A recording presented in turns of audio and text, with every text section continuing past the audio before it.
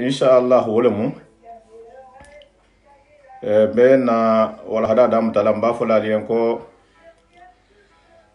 a'udhu billahi minash shaitani rajim bismillahir rahmanir rahim assalamu alaikum wa rahmatullahi wa barakatuh. La paix et réconciliation au jama qui est anamusulu hana futa hali konton bi talato wuraina ninti bako li kayen ko mardi bari ya contrôla misilme ya contrôla tigninta ya contrôla ya contrôla famaji gobe contrôle mento ha falbe en ka assalamu alaikum wa rahmatullahi wa barakatuh. Halla lon ko bental jang ko hanyo hommatilin hanyo honna lo silo kan silo memo siratal mustaqim siloti en se dunia en soto nyaadi manfo alkiyamola wo me fo non na lonna ko ne ala hajigo dole ben honna ni wala mo na Ustaj Bati Alhaji Khalifa Jabi Alhaji Khalifa nyemo lonna leti nyemo fonin ke leti lonna le mo Alhaji gole mo nyemo famaji mo ko baleti wo kono ngalla hide de jang ko ni wala hadalu ni ngamene masoto jang wala hadalu men se misime ya mo nafa se bari nya dema mbabula la sagoto jang wala hada wo do le mointi ni alhala nyene benna karama ko konton na jang do le mo Alhaji Khalifa ti inshallah kabra ma jigin ngura be do ala en sima yala be do ala en jate kende ala ala wala hada en balbula la en mela ba wala hada ko tafana lahi do ben nati mani alhala nyene inshallah fana be narim ne na shita jam wahati menna inshallah ali sagoto mbal be konton na jabi wude depuis li limbe konton na mbal be konton na be fidèle li konton na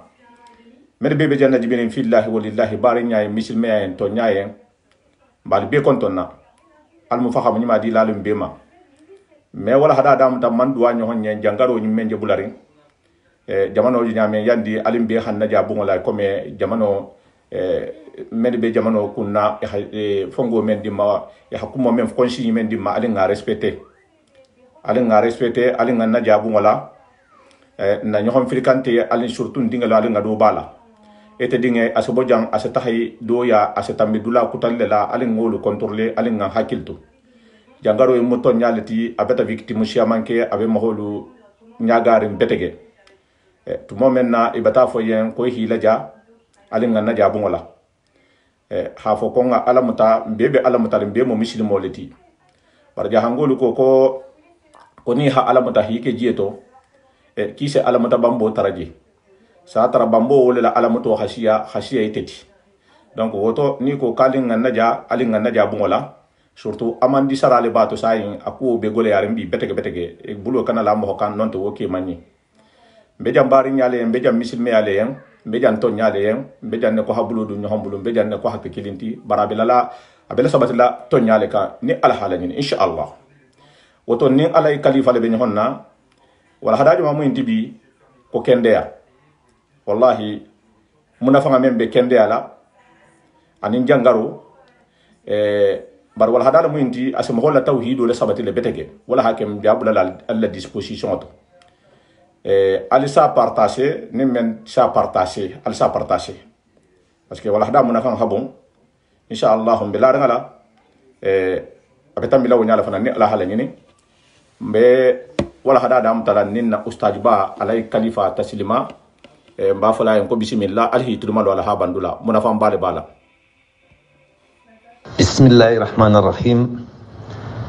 alhamdulillahil qa'il وليبدلنهم من بعد خوفهم أمنا والصلاة والسلام على سيدنا ونبينا محمد وعلى آله وصحبه أجمعين. إخوة الإيمان والإحسان السلام عليكم ورحمة الله تعالى وبركاته. بعد لو أن كانوا تلو كنا قال كنتم émission مومو التنبيه wala mu la kunindiroti dina émission wala mu émission ñinga ke sito munto wala mu groupe Mbal Fodé et frères jandembe dunna kumo kono be kontondiro kala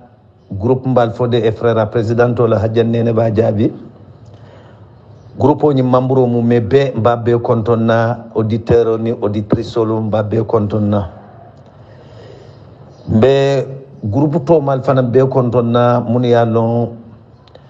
na l'islamu dino kaccal ka kije ya marol nim fatandirolu be alfal kontonna be khulafaul kontonna mun keta jaha khulafaul ti kayita doron ko émission ni mun keta at-tambihu e bin kaccabe kala munti wala mu jata kendiyati jata kendiya atel mu kote hadamadiya fon hata jita ko munna dino fanan hata jita atella kule ta kelano ate koma adunne ko jata kendiya foye jangaro fanan yewofo katu hadamadi mu beñini fulo temale jata kendiya lumu anin jangaro bari ka yita doron ka fo ni aji nga jata kendi ata nga jangaro tuje ka tu wala mu khero kuoti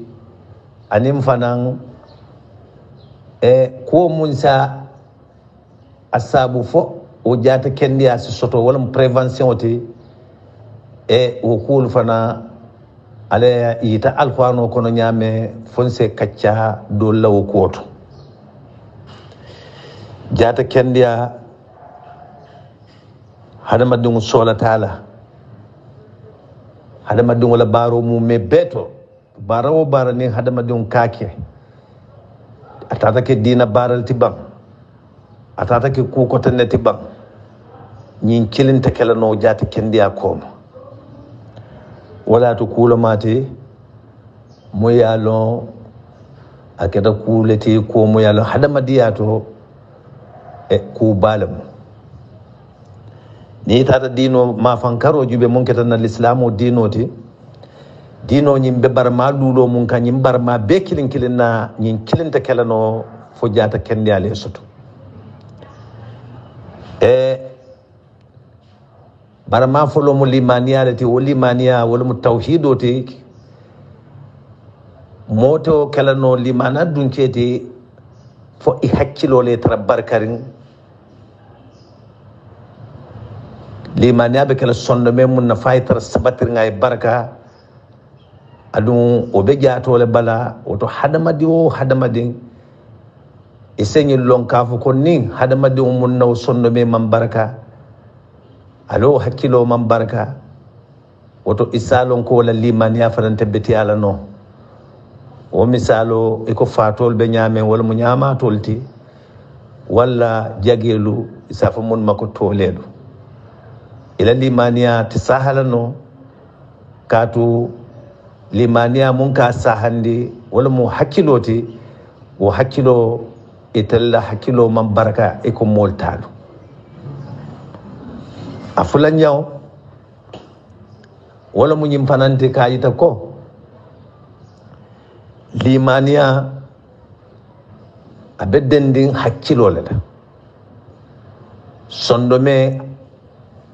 wala ka do kundi no tinyata isalon ko limaniya atinyata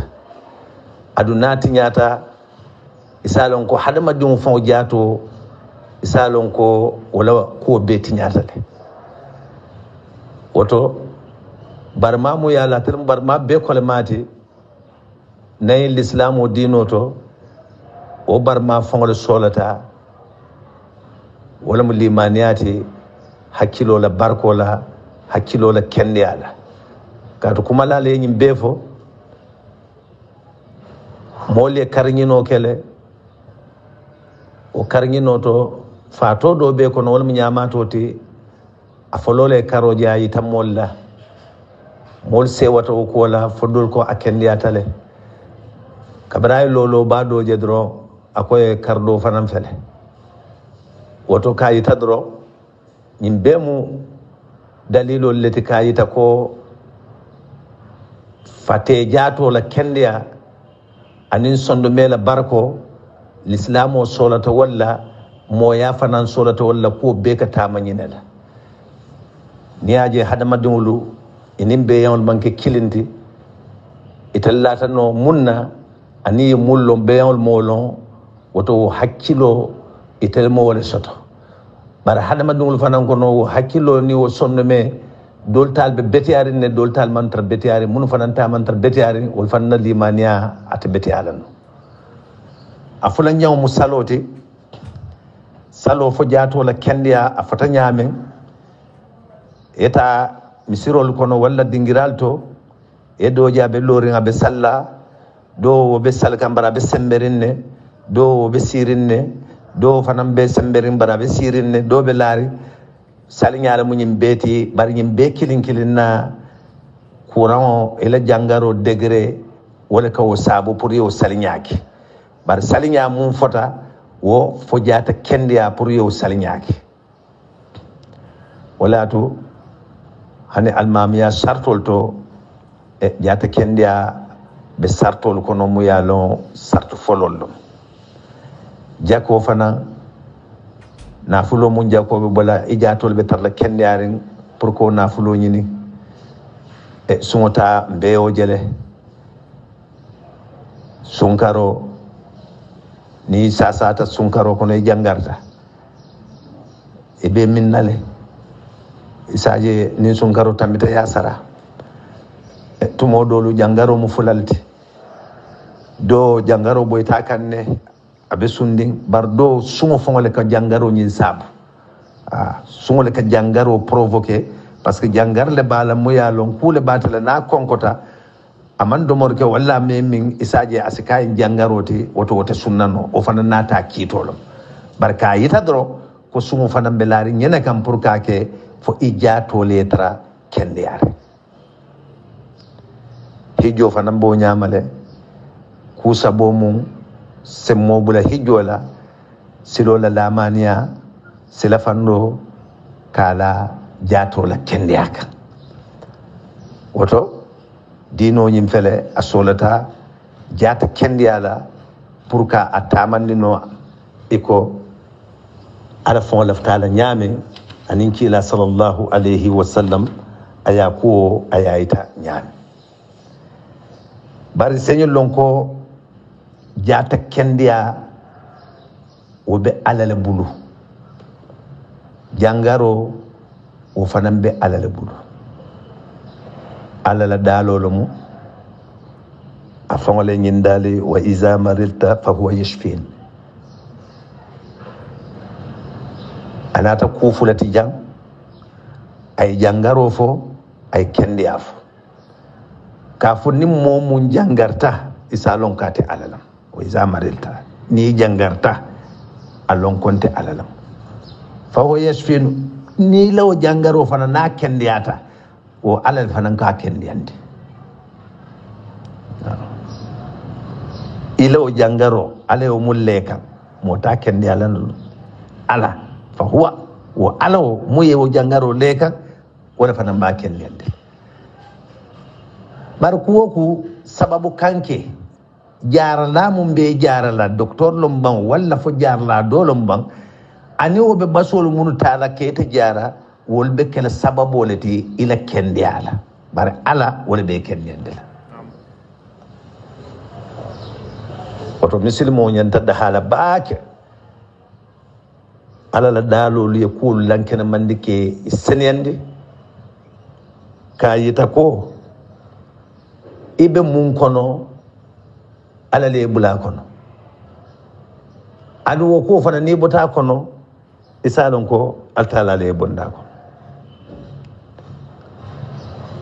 jangaro kila e ayo nyim fasari nyina lama anzala Allah da'an illa anzala lahu shifaan ala ta jangar jigila mo kan nayin duniya jangaro alta jindila faye mumbo jarala fayo fanan jindi jangaro ni ajar lawa wala kaji ma anzala Allah da'an illa anzala lahu shifaan jangaroɓe jiila dron isa lon ko atta alabata o jangaro ɓe jarla munna alabata o fanan jindi silewoɓe hadama ɗum la londo ala mun dila e o londo ya tamandi ñimo kuurete mo yaalon e nin misilimo ye ñin lon woto misilimo le ñanta dahala daha bala ko dolu ni be keri a ñanta o daha sotola kato ala ye koyndi kila sallallahu alaihi wasallam fana ye koyndi aɗum misilimo man tukuran soto wala mo ñini fulo ala anala kila ala ko ten kila ko ten ñin kuwoto woku ala ye mum daali wo kuwoto walla kila ye mum bange wo kuwoto ala bole tamande la jangaro mum be kerin bi alwabalo mum wala mo jangar moma mun keñalon moma keñalon jangar o ñin natala boy tam mol kan hana ñanta jarla ñame momalo bar tension fele basol bolale jabetol fele basol bolale toto courantlu basol belale jusu courantlu basol ñin dol be o basol lon tan ni wo jangaro e mutadron e ka fo en ni bar jangaro mun nata folo hadama duma a londo o baso londo soto wala mo albalati iko mum be kerintal wo baaw ma sibo mu yalo a warta ay duniya be mini ay frontiero be kunto amam banku tuje e sembo warta nyonte dulato bar banko bebe silanding wo fana misilmo nyante kasala jonna ke tuku jonna wala mo alati hakke alala dalo sabula wala yubaddilannahum min ba'di khawfihim amna silamolu ni yal soto sidan kolu kelolo mu bang fitinolo mu bang jangarolo mu bang ntala ma betinte ala bara lo silan kolu ko nte ala kilon le fanan kolu falin la maniala o silan ni woli al soto o silan kola sile nsina a falin ali la maniala woto ye alala dalo lasa ko nyin bebe programmer ne misil mo nyantale ko kana terende alqur'ano man ku tuje amanyi na kula ala ya adalitenne aman ku tuje la mania alalam silaw alalam misil mo nyanta nyine mutala adu alay mum fo khuresi ngole wala mu nyente falyabudu rabb hadha albayt allazi at'amahum min ju'in wa amanahum min khawf konko silaw be war mama atalete moy fo abe mun domala anin silaw kala man yandi silaw kuma ala kate ala akatele mo sabote woto alam wo mum mariyo munyin kabote woto e nyanta mun kala wala mo ka o ala batu woto misil mo mum mebe ala bato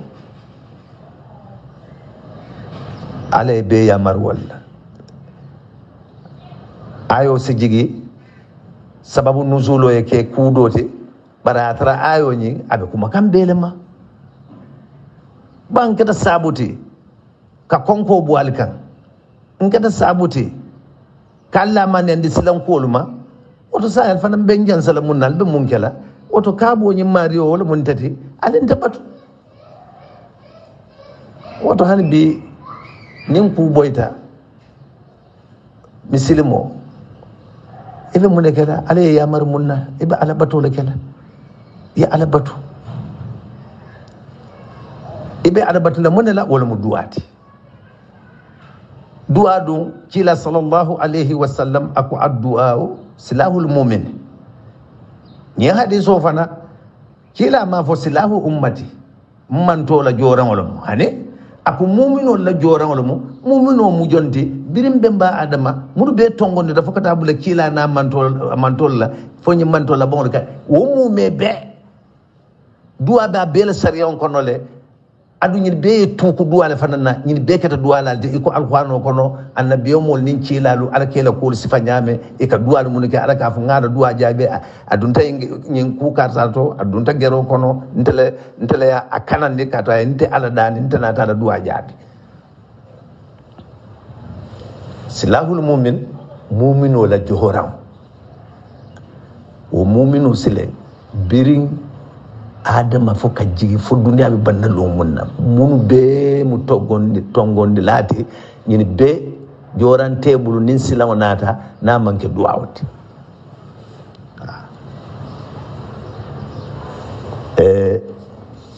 han kadi jata kendiya tubabol ka fo munna prévention ko isemune keno pour ijato e kendiya ala natati alqur'ano kono senna aliyu karamallahu wajhahu ako jata kendiya ala natati alqur'ano kono nimmo yake ijato se kendiya ado ala fo nyame ni make o nyama isi jangar kulu washrabu wala tusrifu ni ayo ni ako ala ko ni ko ijato e kende lafta jata kende ala kulu woto be domoro le ken domoro ni yake jato ka kende ni jato be kende ar isi domoro keno ni jato te kende ar ime jato domoro keno baro domoro fana nyanta kala nyame ala ko wala tusrifu na le domoro ke arkana tambinde na nela anna ne kala fa banyin jangarolo na danna tambita asike yin jangaroti woto domoro ke ya kanya walla domoro yake ifata ilo fa kono watu kuntundi nata fendoje konko memuta yo fanan laka ite be domoro kelale konko teta mutala ite faari dron e be tambila fengol la law kan o fanam mu israfo lete wala mu wala tushrifu domor toto e kana dana tambi anim fana ifaari wato wate e katula do la law kan o be mu jangaro lete washrabu imaji mi mu fana akom mi mu fana mu kendi alati ni ke min baro fana min nyamu wala tusrifu akoni adda na tambe akase ke jangaroti oto mi mu fana ba ka nyannale nanel fana mbola nanel ben mi wala senna liu ko ako jata kendi abedendinye ayola ale ya maro kala nyame ni o ke jato kendi ale ya marada nyame ni ma ke o nyama ya ala soso isaje si jangaro soto hana nyim fa ko ni domoro ke ba fodo ta domoro la kulu ni domoro ke woto wajibo lo moyinti domor ko la o domor ko la ni yake itata fempende na domu jiyo do yata nyawnya washrabu woto inyanta fellala le ye min inyanta jiyo tala le ye min ni domoro ko la o domor ko la inyanta le ye femmi wala mu jiyoti ba amang domoro drom ay bel na ki nyombal domoro ke ye min yenyi fana yita ko ni ye min fana wato wati woto ite manye min na ni man fendom wala mu mo nin konko tele si min no ba nin konko bela fendom folo isinemi ñim bebe prévention le kono ala nata munti alquran kono prévention wala mu ñindika kuntu ini jangaro tema pour isi jata kende ya sotono o mu prévention rete ñina mu kuoti mu yano hadama dimo jata kende ya aka traddendi ite fonla balu nyaale la ani ite fonla balu fon ntel be mu expliquer kanten wo mu balu nyaaleti inyanta balu la nyaadile ala yo wala dali alquran ko de bari inyanta balu la fon munna o bebe dendi momo ele banko fengol la banko ite be munkan o fengo ila balu nyanyanta denna wala la o mum beti atete maje ani mum mam beti e maje inyanta wala contrôler la nyimbe ka ayita ko ba hadamadi yalla be hatajirin jata kendi yalla na dinul islam be hatajirin jata kendi yalla woto jata kendi am kulati mu yalo hadamadi mo nyantale ka hakilo to ato won mu kulati mu yalo mum mandiye yen wala mu comme nin jangaro bi mum be kerinte bare arabol la man salolo mu nyinti wal harbu min qada illahi khairu mumkin ala kito ka boroma e ko jonto nola motabbor la no ala kito nin ko nata adun ko ni ala le ajindale kanko ha bordulale sai to dum be munekela woto ba joran be bulle o joran munete wala mu duwa wote woto duwa etabe lola wala ka nyimu kuleti mu yalo jangaro na dino kono kutu soni al ketaleje imam malik radiyallahu anhu al mazhabo ndalla tiliji gola jantel be batala majhabol to imam malik l'islam o kono be yalo al majhabo ay nyina yita ko e ka fu munna al maridu wa tamridu jangaro be mo munna mumman kende anen jangarto ti o muyalon atalbe jangarto nyin kunna nyin mu wolete jangaro bala sai ala ku jama bije foka akai abuka ko beke no faye ko dol bije fo mole trabala mum bo kala wala mu tamridi ti wo mo silen wo mo kendo le ta jato be kende arin kurantala imam malik ko kuranto jangarto ani nyin do mu ya lo atalbe lo ala kola ako juma salo boyta nyin be mal nyin do man kende nyin do o be kende yari barbani mum be kende yari wala be lori nyin do la kola ko dol be kera to kala no woto imam malik la mazhabo ko juma salo la boyta nyin fulo be jangaro akana kutu soniati sariya on balantanyin na jangaro do be keri mu ya long abe masilandi nin kelemu nabo jangaro kono walla nin musolo mu nabo jangaro kono ay futu parce que ay afane kendia ay wala nyininka ijato ay tra kendia bar nin jangaro nyim dum mu jangarleti mu ya long ay ta korindele woto sariyan balantanyin nale purite muso fonta walla muso nyin sariyan balantanyin nale purite futu ke iman jangaroji aka ko mun sanje ay futu fana ay o kuntu jangarle be tabala mumbe masalanni ay korinde woto ye ita bal futu bal yalale nin kela muite nin muso le fana muite ay bal wala mu ay bal futu wala woye bal futu wala bar ni tata ke fana ke jangarto mumbe jangar kono mumbe masilandi ay musota o jangar kilon kono o futu be keri o jangar kilon kono fatuta musota ke nyin ketala nin musole fana nin ke fututa atra musole be jangar li o jangar kilon fana kono musota ta fatu kono ke nyin fana te muso nyin ketala i fulote nyon ketala no nin do fatuta alo jangaro kono abe futu kelo watu mona jangaro mumbal banata ta kendi alo jangaro to fana ta futu o kola na ta jangara fatuta wo isi nyonke ta nole bar futu be sitela lu mona jangaro mumbal o mumbe masalane wo manna kendi ano fatuta to oto musoni wo kelo ti nyonke ta la no nim musole fatuta keta la nin kele fatuta musota keta jangaro ka ko be chancele na dinoto ni aje dobe lori abe salla dobe lori abe e dobe siring abe salla jangaro le asa imani ndo sito abe salla jangaro le nata ka ko be modifier sun karo kono ese moje misil mor muy beti e bebe misil kilon kono be salla bari nyi ndo nyi fele be sunni nyi ndo man sunno mune wasabu parce que tabe jangar le nata sunnano jangaro le boyta kan mu yake sumo boyta ma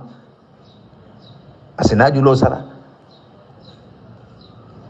woto walatu jata kende ya kabula noma na moya kono na dino kono abemu kulete mu yalo wajibo lamu katu barolu birin sembela baral ban han hakil la barolu ku fa beke soto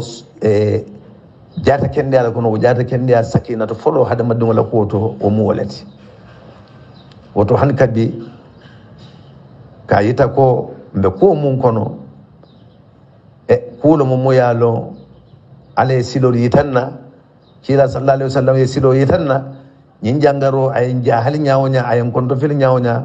boro balale kila sallallahu alaihi wasallam la hadiso sabula ma anzalallahu da'an illa anzalallahu shifaa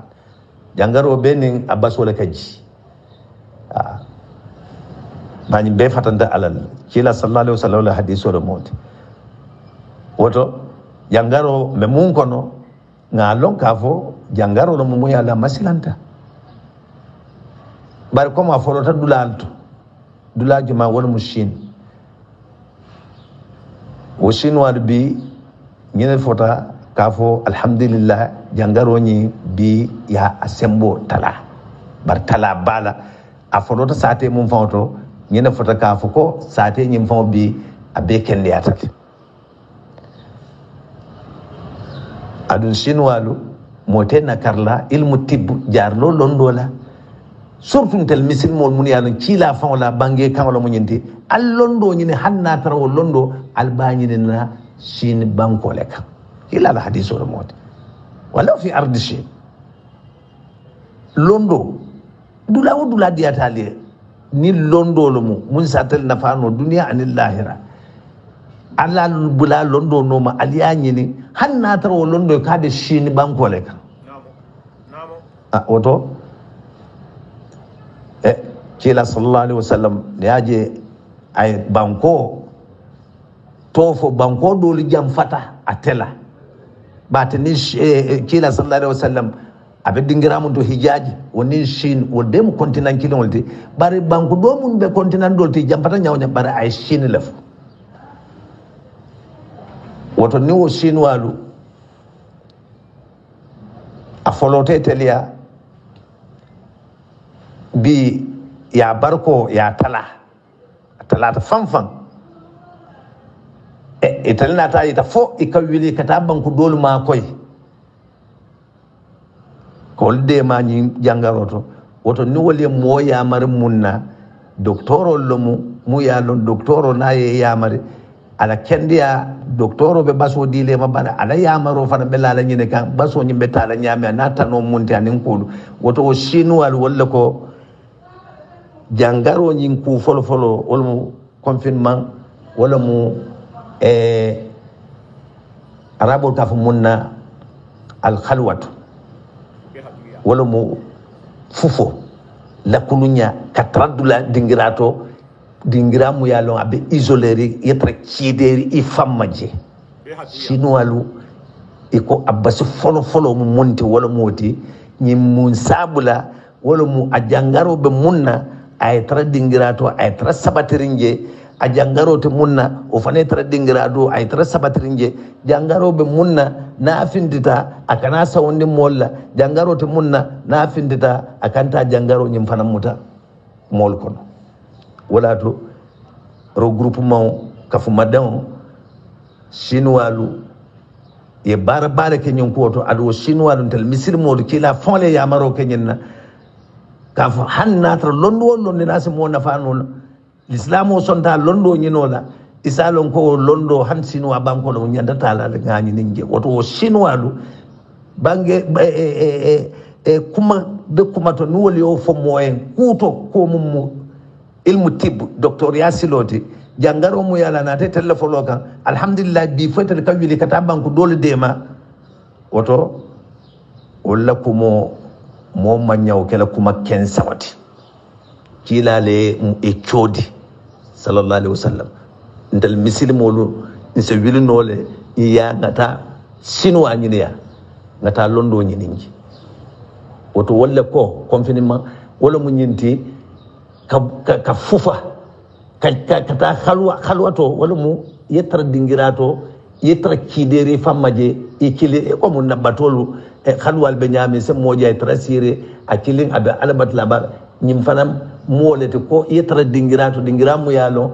e kana sawonde moda mo kana sawonde la be to nyama bar ni haji golon wilta e se wilino ba do moro wol be mo kullete foyol ki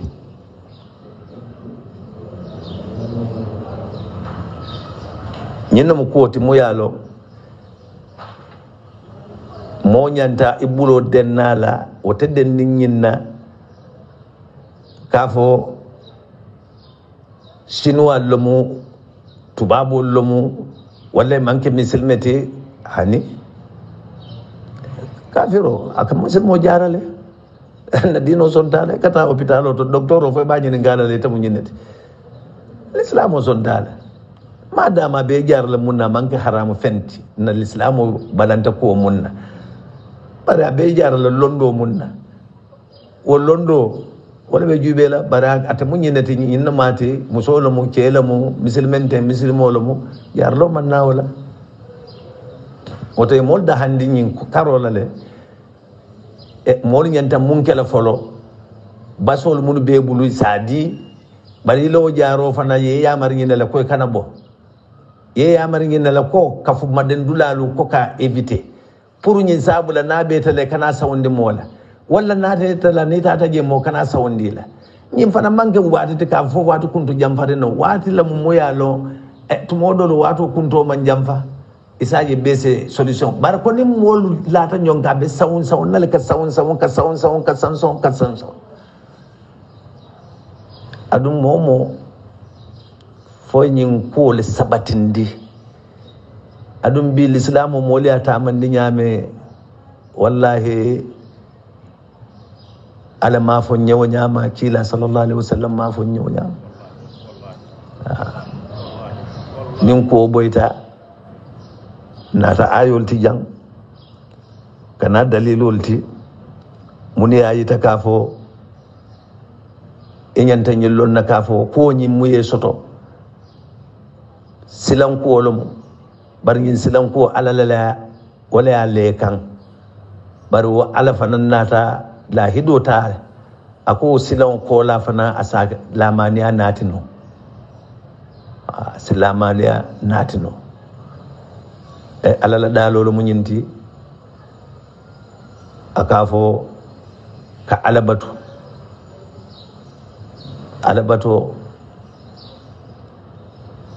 ye alabatu ni nyun ku façon boyta iyyaka na'budu wa iyyaka nasta'in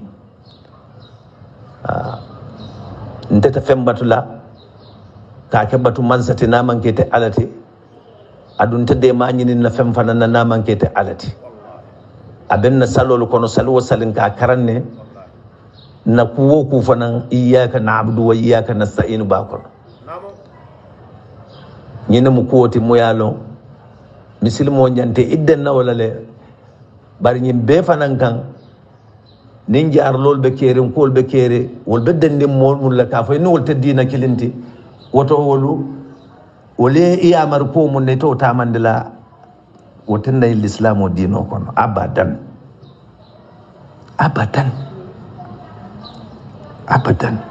hilale ko ngalondo nyinin han sini bangkok sin woto han kabe kayi tadro misil modu fisali tije kuwo ku niye nyillon kafo alal barata bela adun ala barata munna wala fana betiyata adu ala fana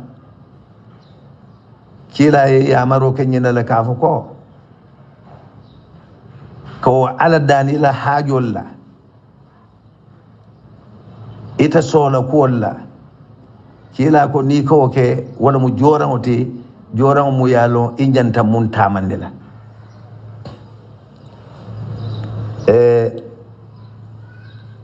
kabadingul be konton kabadingul be jayi ka baadiŋol bee tentu émission ñin na mun keta a tambihu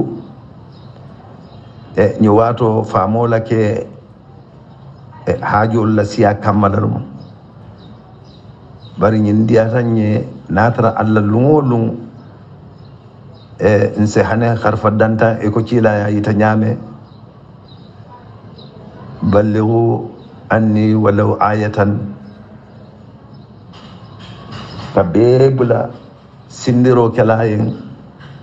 biri yamarto walla fo fatandirto han natara ilo sindir feŋo be danna aya kilin ne la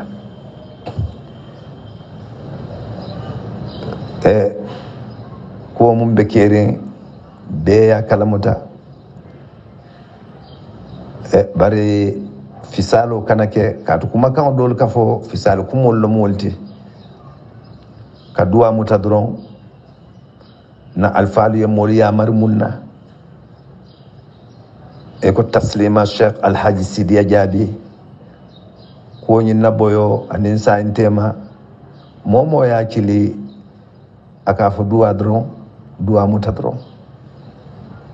kaatu duwa kila ko wala mo muminola joraŋoti madama ŋa ñiŋ lon ko alla le ñiŋ bee no aduŋ ŋa ñiŋ lon fanaŋ ko alla le se ñiŋ bee bondi noŋ kaŋ aduŋ ŋa ñiŋ lon fanaŋ ko alla ate le fana ye yamari ñiŋ na ko ŋa daani niŋ ŋa daani a sinso woto hani kabi ñanta le wo duwa kuwo ŋa lo wo nooma be baadiŋol konton na be baadiŋol jeyila momo ibe dingira wo dingira Europe baŋo Sénégal jandum baŋ ba be konton na ba be jeyila ka yita alla ko albadimma anar kanunte walma alhaji khalifa jaabiti taslima Sénégal wassalam. Alhamdulillahi rabbil alamina. Alhamdulillahi rabbil alamina. Alhamdulillahi rabbil alamina. Alin sema sa ba ma sa fondi sire tantum man shi adamma. Nse na falien na jahanga kebalu men ha fo alayen hake alayen. Ni kata alayen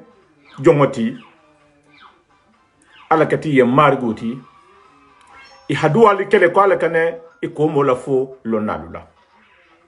Wo lonna do de kuma kanta lay kalifay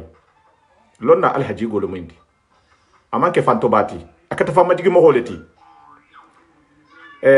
ha londo ke ha fahamo ko fana mo kufula le moti ni ha londo soto imam fahamo soto ala tahamo se goleya adana londo la barajan ha fahamo la barajan kuma kan aluto tawhido felenti afala bata tawhido fonye ni menje kuma la jonsa fo ko imma jahanga yalo nyin kuluta jahanga alfa le bulu awlu fa ngalo baraje kuma la nyame na ten ana jana tawhido la sabati nyame ana jana ko bedi alama nyame jahanga ya hayin nalo jahango mu yinneti mislime ya mu yinneti dino mu yinneti alay kalifa abarka isifa alakana ban jahangulu to menyalla le lonna duma men se kumaten famajigo kan bunya kan khoromo kan woto ni alhala nyini la paix ana karamo holu mbalulahi dilayna ma fo mbe kumo men fo la jabe diala mo holi be yende me alillahi dino wala parce que ndafa kawandi wo kawandi ni ngabula la jan tumbala mela nse mfanga songo jato nsongo nse kawando mbeta kawandi wuli kidim bulala jang nse mfanga songo jato nse munke nsa fo le mendana en fo lonna la muindi a hayinta minto ala la arwana ba kono ubia nkila la sunno nte munke la mbe mfam forcer la le ala ko ngawo dajigo nga sobola ngabula janni nga fo kawandi la en ko la kawando wonte wolche mo holi keten ne abe fongole la tout ça là bo kunna dia ta xama seden toti woto mbe ñi talale jahango ni jahanga ya kanula lula ko fondin ke sifanyi bumbale be jahango luto imeba menari la wala hadal tile jamba bu la la sagoto ni ala hala ni bar mbe wala hadamu ni na ala ko ten nki la koten ngamen taran na jahanga alifadula ki ko me alay khalifa jana afo nyamen na ne ala halanyene ma fo bebe diana ku kala mbe forcer la ala konon kana dum mo hakko ton kana mo tonyigi bartonya be katala fo wo se sembo soto ko me atranga sembo soto na alifadu tumolu to hatimenna to jogo men jekedin na bungol kono na habi lol kono labanna kule muyinti habe dunia kulu kenya madron lonna na kuma tay sa lonna ko lonna lemo ajana ala lakila sallallahu alaihi wasallam ala ko men fo ko ta londo ni ko han sini o exemple do felendi donc ko molu be siaring alin sen wakala alin sen sabar ni honya alin ngatu bungol kono alin ngan naja mo men mo docteur yi na ha men fo yen a règle men fo yen ita ho respecter to ajana men fo kali ngadwa misilimo agata nyaawnya isi tugo alalala ata alale ko ki ha atara koni ha tara ko isora ngabala bulu asiso asikisi asila tanga fo si merlu alin sen hakil tiku betege donc jangaro in asedin samba aseke ba samba aseke musu samba asebe samba bari menemu febuluti hatar menu asembo hatar menu masotola wolu mo ke balti menu siye bata jamfa anin dinninga menu siye man jamfa alin sen hakil to ko wolu nahi masoto asetariale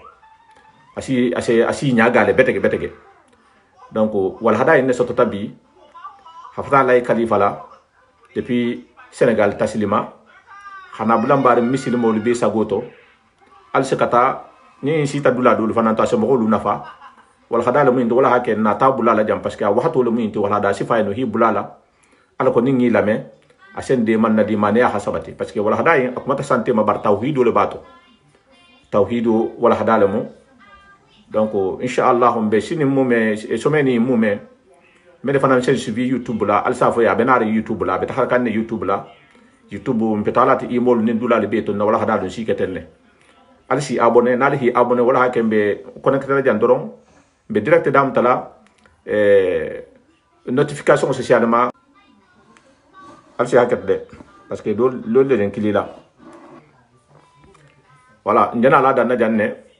notification nari abonné notification c'est halima ko ndena la adam talal comme ça parce que ni natanya men na 30 bouton ken ja adam tal directement ne wala hada adam talale wala mo halibe konton kumo mansonia kumo damuto anala bangatema ise bulala mo hoga soto ite malo woto mbali betarala nin tahata kuma fojam tahata men bulese mala wuli o majam bedan ko haton nyaade ma ha muslimi ade ma hadino lonnalu men be silani ala nyay ba fala alaye ba kel alaye